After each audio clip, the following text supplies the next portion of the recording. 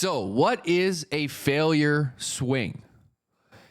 It is used with the RSI. Okay, so forget all of the other indicators. I'm actually just going to pull them right off my list here. Forget all of the other indicators.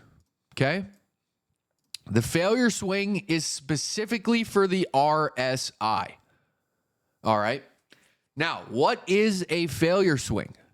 A failure swing is essentially bullish or bearish reversal divergence. All right, so in this instance on AMC and why we were longing AMC, forget the fucking harmonics, right? The harmonics just add a level of, I'll say, confluence to our trade, but just forget them for now. You have a low here in yellow and a lower low here in yellow, okay? Then on the RSI in green, you have a low here and then you have a higher low here. This is known as bullish divergence. So what makes this different? Okay, what makes this different than just regular divergence? What is the difference of a failure swing versus just regular divergence like this? Okay, when you are looking for a bullish failure swing, okay, when you are looking for a bullish failure swing, you need to have the first push of the RSI dip below 30. Okay? So you must have the RSI dip below 30 on the first wave down. So when we look at AMC here, okay, when we look at AMC and it made this first wave down, well, here's 30 right here. Okay? So when AMC broke 30 right here, okay, and came all the way down here, we knew that there was the potential for a failure swing. But there's a lot more things that need to happen after it makes that first wave down and breaks 30, okay? The next part of a failure swing is that the RSI must then recover and go back above 30, preferably you want it to actually exit the bear zone. Okay, you actually want it to exit the bear zone. So it doesn't have to, okay, but you want the RSI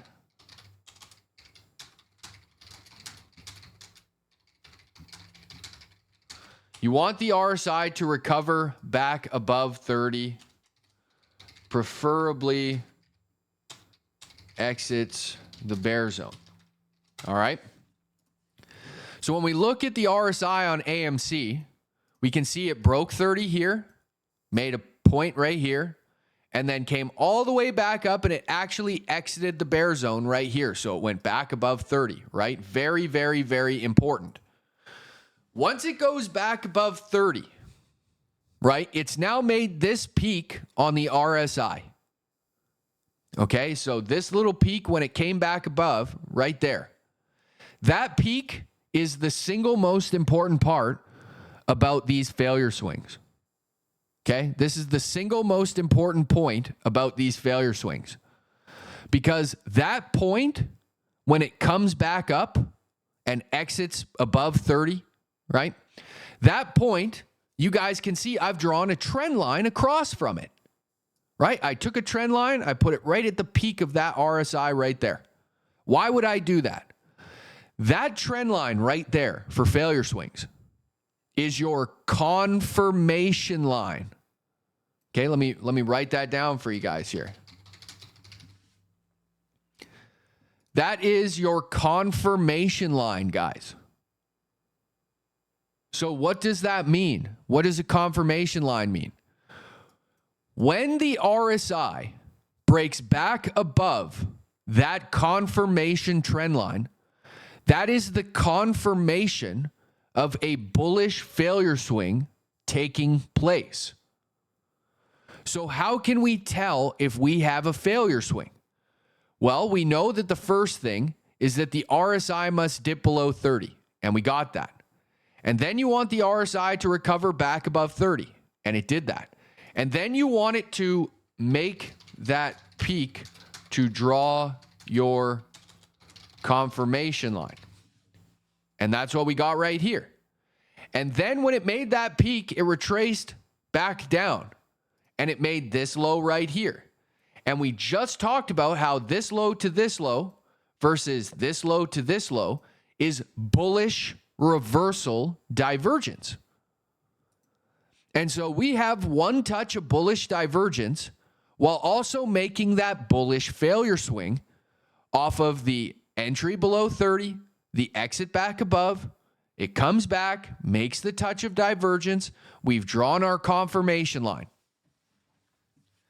And so the next point of this is that you must make bullish divergence. Okay? And that's what we have right here. From this low to this low and this low to this low. This is a higher low. This is a lower low. That is bullish divergence. Okay? And so because we got that bullish divergence yesterday and in Discord, on both the stream and in Discord, I said to you guys, keep your eyes on AMC because there is a bullish failure swing very, very close to making a breakout. So you made the touch of divergence. We drew our confirmation trend line, and we were looking for the RSI to break that confirmation line as confirmation of that bullish failure swing. Okay, and so the last prerequisite of these failure swings is that you must break the confirmation line. When all those things happen, you have a confirmed bullish failure swing, which signals, I'm going to write typically, macro reversals. Okay? And you guys can see today that when we drew our confirmation line here, AMC broke above it this morning. In fact, yesterday, it was right at that trend line. And then we got confirmation, and look at that. AMC made a nice, healthy little pop. Now, usually with these failure swings, I wrote it right here. When all of those things happen, you have a confirmed bullish failure swing, which signals typically macro reversals. And so there could be potentially a macro reversal taking place on AMC. All right. And these failure swings, all right, if you have any more questions or if I haven't really explained it well enough for you guys, on Bulkowski's website, the pattern website right here, /fail swing, okay? They talk about these failure swings and all of the things that you need to see and the prerequisites of everything that I have just explained to you. All right, so if you have any more questions, I have copied this and I'm going to paste it into the chat box for you guys. All right, and some of you guys were asking if I recorded this. Yes. So for those of you listening to this that are interested in failure swings, I will copy that link into the description of this video for you to find. All right. Now, I'm going to show you an example of a failure swing that I first used when I first got into like serious trading. Okay. Back over here when Tesla bottomed. Okay. So let me just zoom out really quickly. So Tesla's bottom within the last 2 to 3 years was back over here at the beginning of January 2023. Okay. Now, I actually longed this. So yes, we have actually been long on Tesla since all the way down here for 354%. But let me show you why. On the 4-hour time frame, back when I was first getting into professionally trading, okay? Tesla right here made this low here and then made this low here. That is a lower low. When you open up the 4-hour time frame, you will see right here that there was a low here made when the RSI broke 30. And then it came back up and it went above 30. And it made this point right here. And then it came back down and made this low right here. from this low to this low is a higher low. If we go to price from this low to this low, it's a lower low. So this right here on the RSI is known as bullish divergence. But we also know it is a failure swing because the RSI went below 30, exited back above it, came back in, made a touch of bullish divergence where we could draw this trend line, right?